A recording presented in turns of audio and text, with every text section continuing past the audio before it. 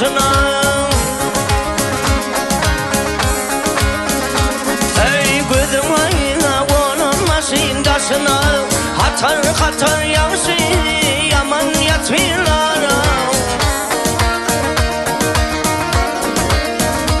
Ay var beni dünyada götün yerine.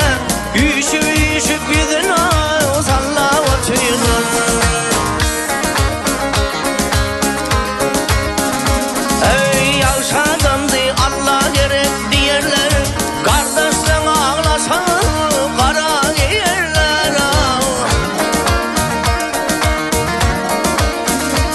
Ay üçün yedin karkın belle koyarlar. Aydan sözüm bir yadla oturlar.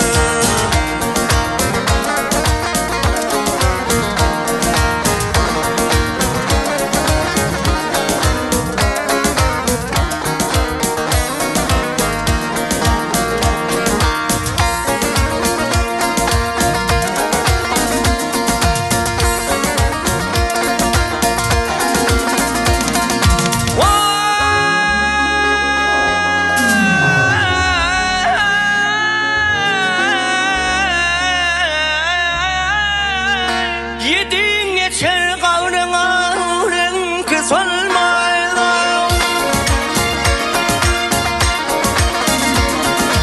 Yedin geçer kavrına renk solma. Ne halla yatanıma kardeşlerim bilmeden. Bu şeyle destur gidin hiç gelmez.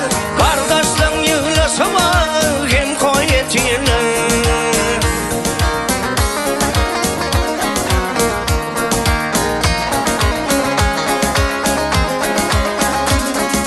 Barın garı gider, barın yaşı var. Yaşamır tükisseye, bolmaz mı yamana?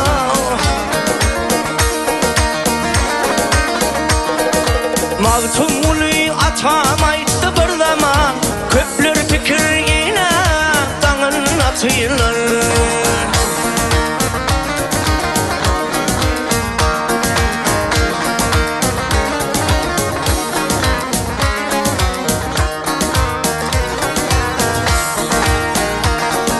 Mağtumulu atamaydı bir zaman.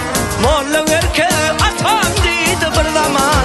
Köpler fikir yine dağın atıyorlar.